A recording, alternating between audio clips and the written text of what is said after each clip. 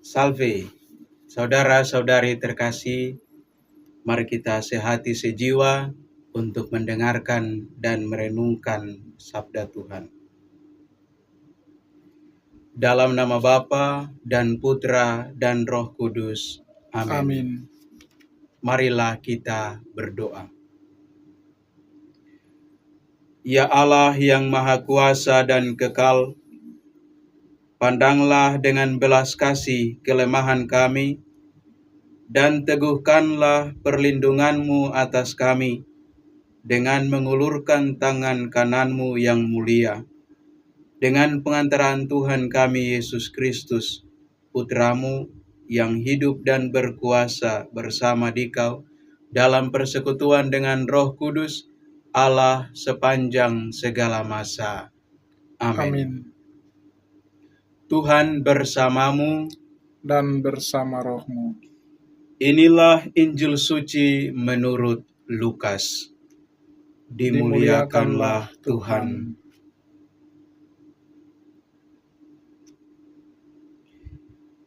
Sekali peristiwa, Yesus melihat seorang pemungut cukai yang bernama Lewi sedang duduk di rumah cukai.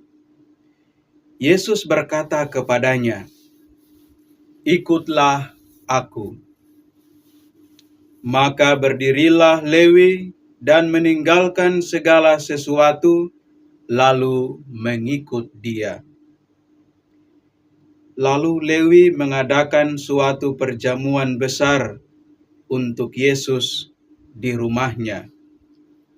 Sejumlah besar pemungut cukai dan orang-orang lain ikut makan bersama-sama dengan dia.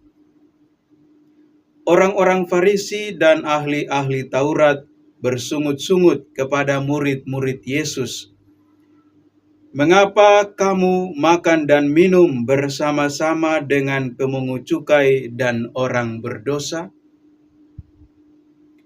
Lalu jawab Yesus kepada mereka, "Bukan orang sehat yang memerlukan tabib, tetapi orang sakit. Aku datang bukan untuk memanggil orang benar, tetapi orang berdosa, supaya mereka bertobat." Demikianlah sabda Tuhan.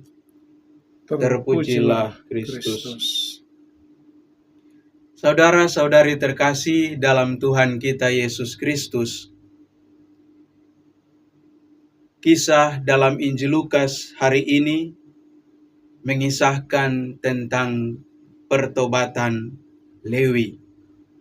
Dari seorang pemungut cukai menjadi murid Kristus, menjadi Rasul Yesus.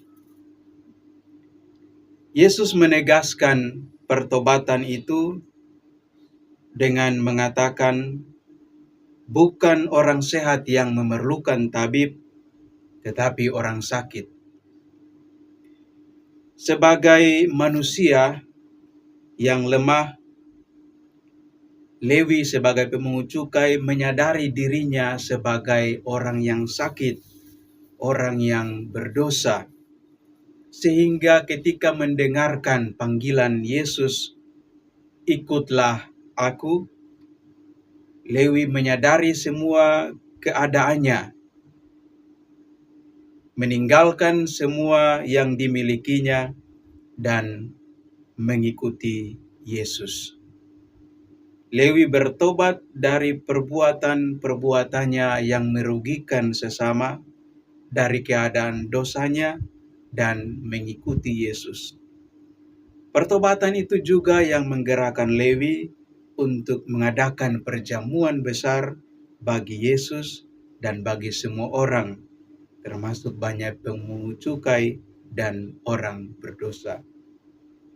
Saudara-saudari yang terkasih dalam Tuhan kita Yesus Kristus, masa Prapaskah ini menjadi kesempatan yang baik bagi kita untuk menyadari keadaan kita, untuk menyadari bahwa kita adalah orang-orang yang lemah, yang rapuh, yang ada dalam keadaan dosa. Menyadari bahwa kita adalah orang-orang sakit yang membutuhkan tabib, membutuhkan dokter, yakni Yesus sendiri. Mari kita berusaha untuk setelah menyadari keadaan kita datang kepada Yesus yang memanggil kita untuk bertobat. Kita datang kepadanya dalam doa-doa kita. Kita membaharui diri kita dengan berpantang dan berpuasa dan melakukan amal kasih bagi sesama. Itulah bentuk pertobatan yang harus kita lakukan selama masa Prapaskah ini agar kita menjadi murid-murid Yesus yang setia, yang mampu untuk mewartakan kerajaan Allah, kasih dan kebaikan kepada sesama.